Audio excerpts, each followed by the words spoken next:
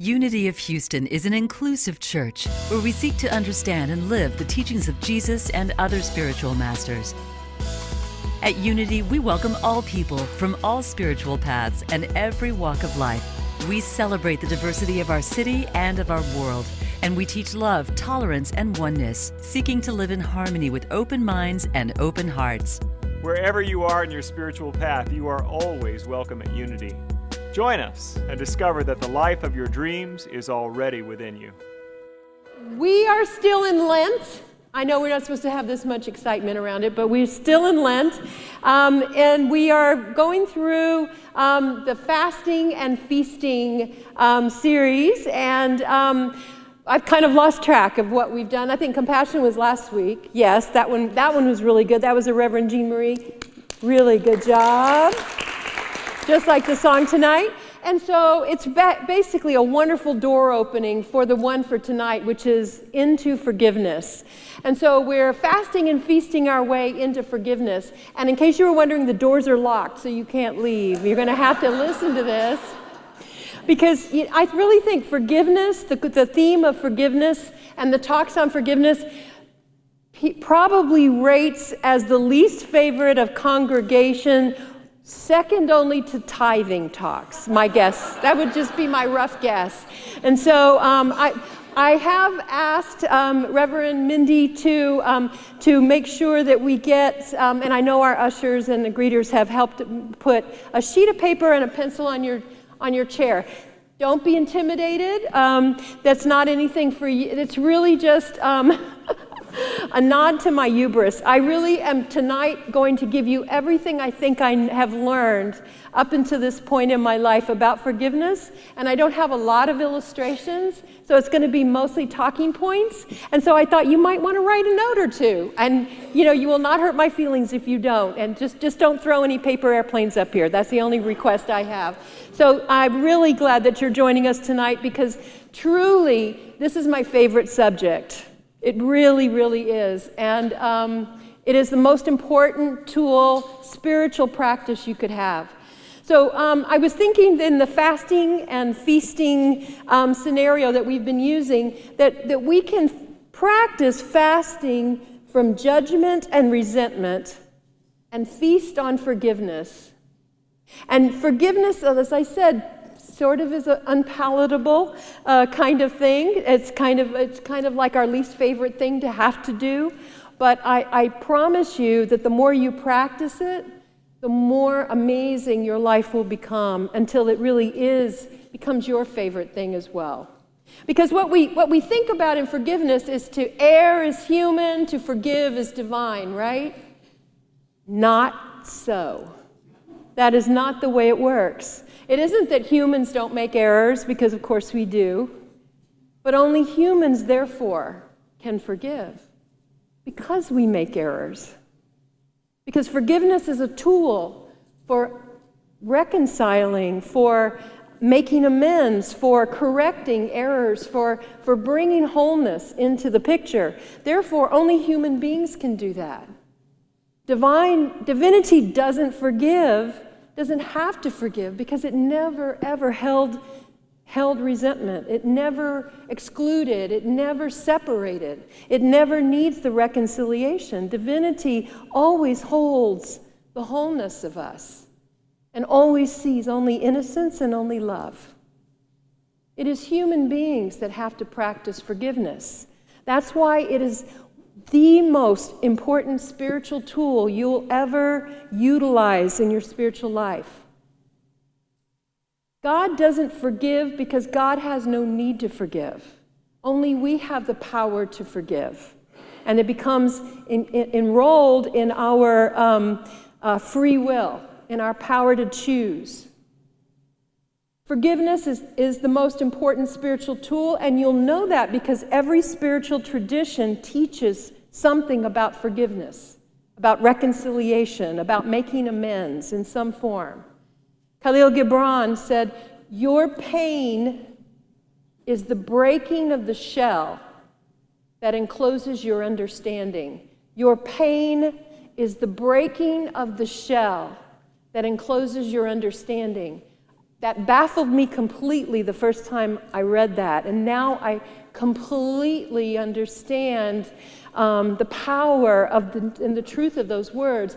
Basically, every time we encounter a shock, a trauma, a pain, a hurt, it is because it has bumped up against our world view, our reality, our expectation, our limited belief to that point.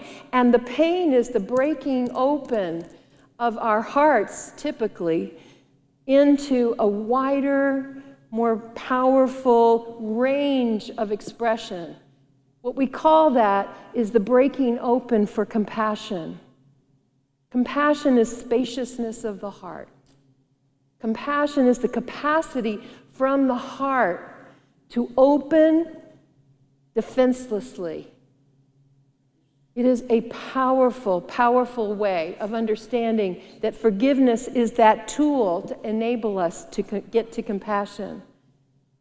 A Course in Miracles says, forgiveness ends all suffering and loss. Forgiveness ends all suffering and loss. When we truly enter into a state of forgiveness, when we have let go of a situation or a condition or a person or an event, when we have let go of a loss, when we have finally reconciled that within ourselves, the pain has come to an end. The loss is felt no longer because something more powerful has replaced it. An understanding, a strength, a resilience, an emptiness, a compassion has replaced it. We have become larger. We have become more. I'm going to offer to you that if forgiveness always, seems distasteful and it's something that we shrink away from, and I'll just tell you, we all feel that way. I'm exactly the same way. I'm crazy about it intellectually, but when it actually comes to doing it, I want to whine about it first. I still want to complain. I still want to, I want to try to enroll somebody onto my side. I want to play it all out just to be sure I absolutely have to go and forgive. I mean, that's just it. I just want to see if maybe I was right. No, I don't know. And so once I've played it out and I realize I've gotten to the end of the line and I am going to have to forgive, then it becomes the practice. And what I want to tell you is that don't make forgiveness heavier lifting than it already is by shoulding yourself. I'm supposed to forgive. I should forgive. Can you feel how heavy that is? That's like tying a rock around your neck, It's not like you're not already in distress, you're not already hurt, you're not already separated from a person or from a situation, shame and guilt, anger, whatever, inadequacy, whatever other judgments you have about yourself or about the situation. But now you have to forgive too. You should forgive. So you sit and should forgive before you ever take the step into forgiveness. Don't do that. Just run right through that lobby. Just don't tarry in the lobby of should forgive. Just go ahead and walk through the door and try to practice that forgiveness right then. Don't should forgive, because here's the real thing. Is you develop your forgiveness muscle, focus on what you hope to gain by forgiving. Instead of shoulding yourself, start to practice visualizing and focusing on why you should forgive. Not because it's a good thing, because Jesus said to, because it's angels and leers and in heaven and all that stuff. No. Because forgiveness will free you. Because forgiveness will grow you. Because forgiveness is for you. Because forgiveness is your power. Because that's why you're here.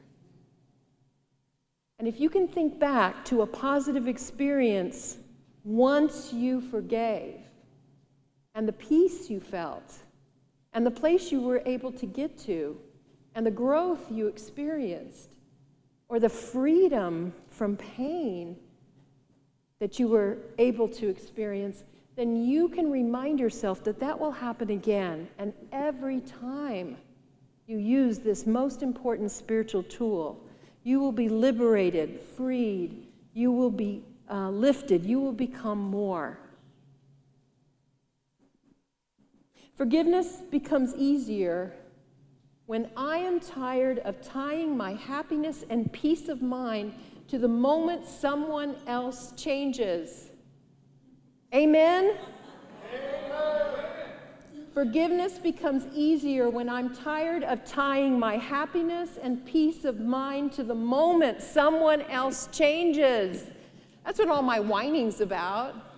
My whining and my complaining and all the things I do in the lead up to realizing I got to take responsibility and free myself is that if only they would change. I'm going to wait for them to wake up. I'm going to wait for them to come and tell me they're sorry. I'm going to wait for them to change their attitude or move geographically out of my field of existence or whatever it is I want from them, because I think the next move is theirs. Therefore, I am tied to them energetically. And do you know what else? And this is the thing that is perhaps the most surprising, maybe, but also the most debilitating, is that by my intractable energy, even if they are not consciously aware that I'm doing any of this, energetically, I'm holding them bound as well. At some level, my energy is holding them in traction to that event, to that time and place, even if they're not aware of it. And the moment that I get a clue and I release, then they are actually freed to shift and change. And you know, the interesting thing is, very often, they do exactly that. Not for that purpose. Because you can't do it just so that something will happen to them, you know, so that they'll get it, so they'll change, because that's really still this, isn't it? My forgiveness and my letting go is because I want liberation. I want freedom. And by that, in that moment, I'm able to free and let go of a fellow human being for their highest good. And I'm no more invested in that moment long ago that needs to be healed in me, right? So when I get good and tired, forgiveness becomes my best option, and I become a lot more motivated, let's say, to do that. There's examples of that in the Bible. In the prodigal son, you may recall that when the younger son went off and spent all of his share of inheritance in dissolute living and comes back home to offer himself as a servant to his father. His father meets him out on the path and brings a robe and rings and sandals and cleans him up and brings him inside and kills the fatted calf and, you know, has a huge party and celebration because he thought he would never see his son again. And the older brother, who'd been there all along, who'd been tending the fields and right beside his father, was furious because his younger son was getting all of this attention when he had gone off and done, you know, terrible, stupid things and had spent half of the resource of the household because he had taken half of the inheritance, which is half of the goods and everything, and lost it all. And the older son comes to his father and he says, "Why didn't you ever give me so much as a goat for me and my friends to celebrate? And you do this for this young son who's you know, defiled your name and has, you know, spent everything we have." And the father said, "But you have everything I have belongs to you as well. You've always had everything, all of my love. But this son that we had lost is found, and I will not refuse him the celebration of a homecoming." What the older son didn't realize is that he was waiting for Dad to show his love enough to kill the goat for him, right? He wanted to see his dad give him the thing he wanted. It's like, if you love me, you'll give me what I want. You'll read my mind. You'll give me what I want. And his father said, you've had access to everything. Everything I have is yours. This idea here that it is up to us to take the thing and to realize our own empowerment and our own self-responsibility, not to wait for someone else to get it to make us happy. Martha was angry at her sister, right? When Jesus and the disciples came to Martha's house, and Martha's in the kitchen banging pots and pans and slamming cabinet doors, trying to cook up some kind of a meal and make some bread in there. And Mary is sitting right at Jesus' feet, listening to every word he is teaching. And Martha is wondering, why isn't Mary helping? And so she comes out, but she doesn't talk to her sister. She talks to Jesus. And she says, Master, why do you not tell my sister to come and help me? Don't you care that I'm in the kitchen? Don't you care that I'm not in here? She's asking Jesus, why didn't you wonder where I was? Why didn't you invite me to sit down at your feet? And Jesus said, Martha, Martha, you worry about many things, and Mary has chosen the better portion. He wouldn't take the bait and invite her to come. Of course I love you. Of course I want you here. Of course. No. He leaves it up to her to realize that it's up to her to choose. He can't choose it for her. And she's trying to put that responsibility on him. Don't you see how many times this point of forgiveness in our lives is because we have misunderstood our power and our responsibility for ourselves and in our relationship with others. And so when we have an unforgiveness, 9 times out of 10, it's a misunderstanding of where our power really exists and where our responsibility is. Forgiveness. Forgiveness is a heavy-duty, loaded, complicated word.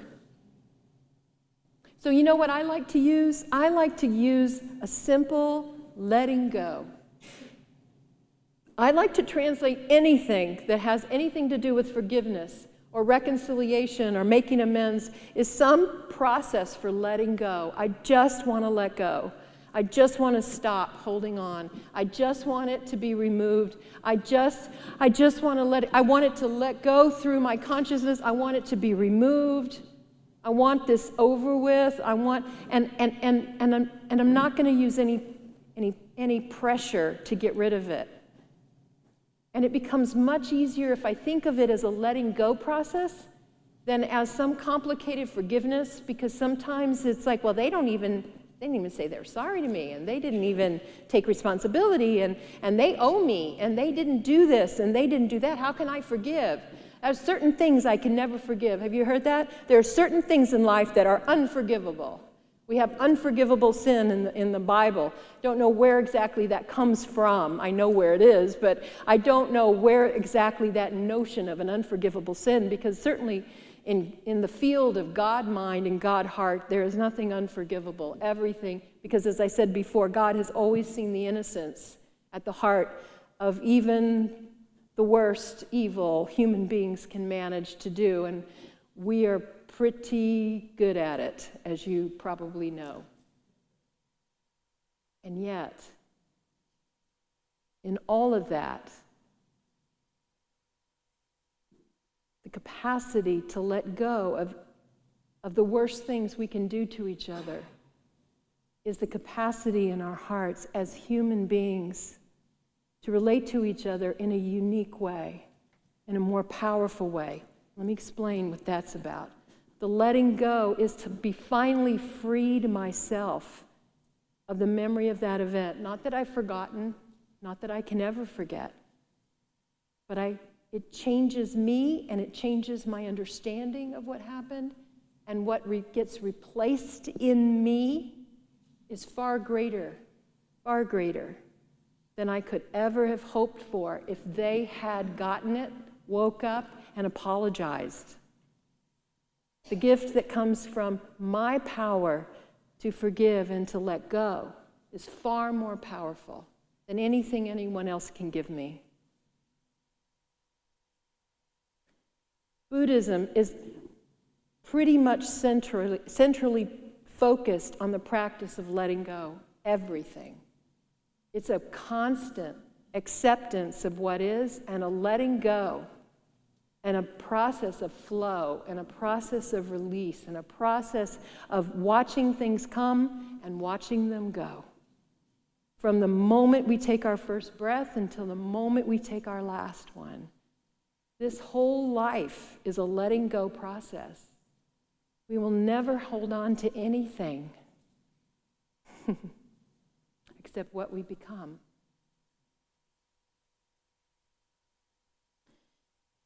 Jesus links forgiveness with healing in Mark chapter 2.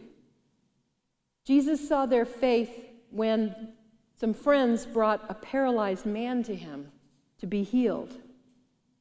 So Jesus, seeing that, spoke to the man and said, "Son, your sins are forgiven." Now, some of the teachers of the law were sitting there thinking to themselves, "Why does this fellow talk like that? He's blaspheming. Who can forgive sins but God alone?" Immediately, Jesus knew in his spirit that this was what they were thinking in their hearts, and he said to them, "Why are you thinking these things? Which is easier to say? Your sins are forgiven, or to say, get up, take your mat, and walk?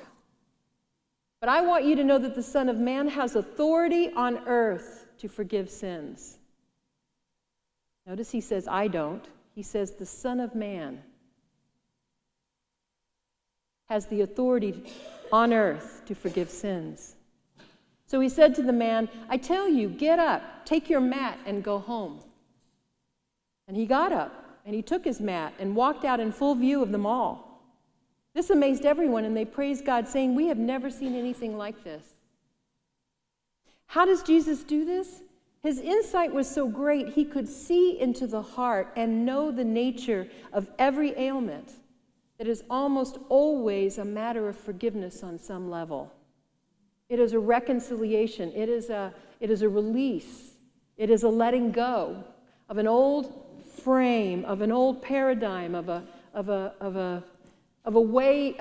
pattern of thinking, or a pattern of dis-ease, something that is out of sync with the flow of divine life or of eternal life that we all have flowing through our physical selves. So letting this man know that his sins were forgiven freed him, uplifted him, and he was capable of receiving complete healing in that moment. The key to true forgiveness has some components. First, forgiveness does not create compassion. I was linking compassion earlier to the hollowness, the spaciousness of the heart. Forgiveness doesn't create compassion. Forgiveness flows from the ability to feel compassion. You see? You become capable of really letting go when you suddenly, for a moment, see deep within that person their innocence, their lostness, their befuddlement, their whatever it is, their how broken, how hurt they must be to create hurt in the world in exchange. We only can create hurt in the world from the hurt within ourselves. And so if we have the capacity or the willingness to just relate to the person on some deep level of deeper understanding and find something to relate to, something to feel compassion for, forgiveness becomes far easier to do. It flows from the ability to feel compassion. True forgiveness also can only occur, why can't I say that? Occur. What the heck is wrong with me? What? Occur. Wow, thought I was having a stroke there for a minute. The only way that true forgiveness can occur is between peers. I cannot forgive you like this. That's not true forgiveness. This is patronizing you. This is in some way elevating myself and bending way down to you, right? That is not forgiveness. Forgiveness can only occur at a path of deep understanding, heart to heart, of how there but for the grace of God, that might have been me. I can totally understand how someone with that upbringing, or someone who'd experienced those things, or didn't have some of the things that I have had, or some of the gifts that I have been blessed with, that they have not had. Somehow there's a difference in how we each got where we are, and I suddenly see that innocence. And in the moment I can see it, I can forgive. I can let go, but I can only let go on a peer-to-peer basis. Forgiveness is our power to free ourselves. We have to claim it. We have to recognize it. We have to practice using it every single time. And every single time we do, it becomes easier, more rewarding, and it makes us bigger and far more capable of the love that we are. In John chapter 20, Jesus said, if you forgive anyone's sins, their sins are forgiven. If you do not forgive them, they are not forgiven. Doesn't mean that God doesn't forgive them, because as I said earlier, God doesn't need to forgive. There is no divine need to forgive. They're not forgiven. There's another translation that says, if you forgive anyone's sins, loose anyone's sins, they are loosed in heaven. If you do not, if you retain the sins, they are retained. Who do you think is retaining the sin? The person? No, because we are the ones with the power. We're the ones who see the dysfunction or the brokenness or the transgression or it's where our judgment has gotten locked in there, right? That's what we see as something's wrong there. There's something bad there.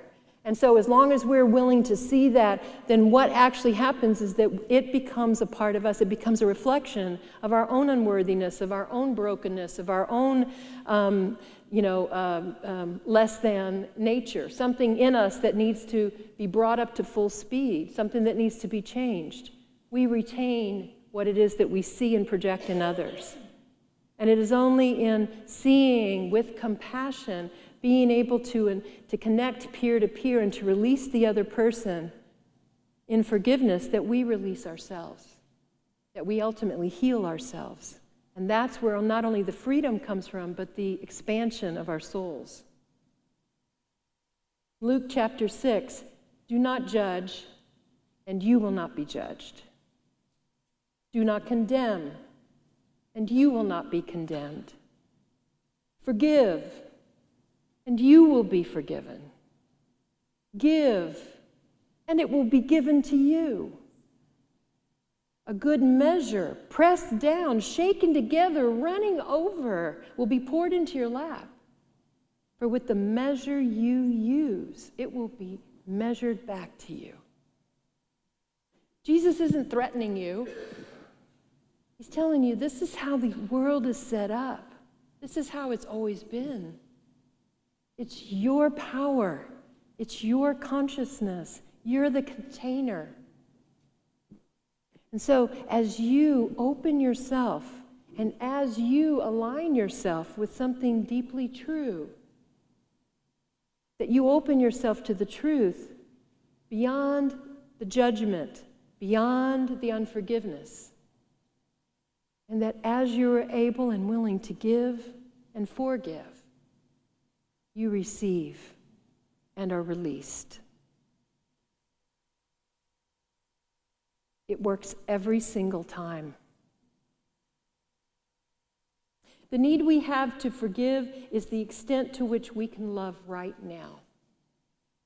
The need we have to forgive is the extent to which we can love right now. You know who said that? Me. But how do I know that's true? Because I have forgiveness scars all over my heart. And so do you. There's a story, this is a true story. This is by Sonia Lyubomirsky. Oh, gosh, I can't even say occur tonight. There's a woman named Sonia L. says this. When I was a doctoral student at Stanford, a 26-year-old woman, Amy Beale, who had graduated with a BA in International Relations and had taken a Fulbright scholarship to research women's rights and fight segregation in South Africa, was pulled from her car and stabbed to death by a mob in a township near Cape Town. It happened 2 days before she was coming home to be reunited with her family and her longtime boyfriend in California. She didn't know that he was planning to ask her to marry him. It was such a tragedy, one that unnerved several people close to me, especially parents of children just about her age. They tried to put themselves in the heads of her parents, an effort that was agonizing. 2 years later, Amy's parents returned to the township where she was killed and met with some of the killers' families to console them. You might ask, what? Her parents came to the township to meet with the families of the killers of their daughter to offer consolation to those parents. 4 young men had been sentenced for 18 years for Amy's murder. The Beals came to witness their testimony in front of the Truth and Reconciliation Commission, during which the 4 men expressed remorse and pleaded for amnesty. The Beals supported their release, and they were able to let go their anger, hurt, and hatred. Amy's father died shortly after that trip, but Amy's mother returned to South Africa yet again, and this time she came to forgive one of the 4 killers, a man named Ntobeko Penny. He saw himself as a young freedom fighter, growing up poor and segregated in South Africa's townships, taught from childhood that whites were the enemy. But she didn't just forgive him. She gave him a job. And with a job, she had given him a future. He works as a guide and peer educator for HIV/AIDS awareness for the Amy Beale Foundation now, which has programs in townships outside Cape Town.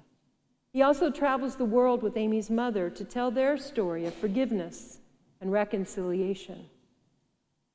Amy's mother says that Ntobeko is a part of her family now.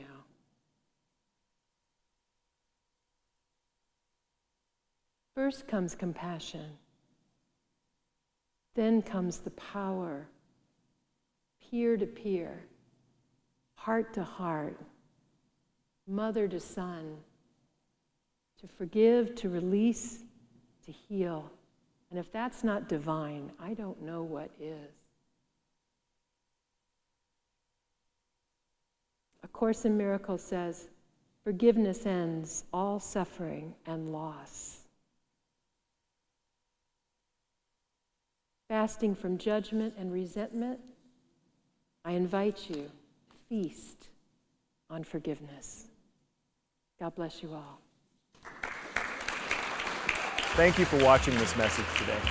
I'd like to invite you to join us in person here on campus at Unity of Houston for Sunday morning or Wednesday evening services. If you can't be with us here on our campus, you can still join us live on Facebook or on our website, unityhouston.org, Sunday mornings at 11 a.m. Central.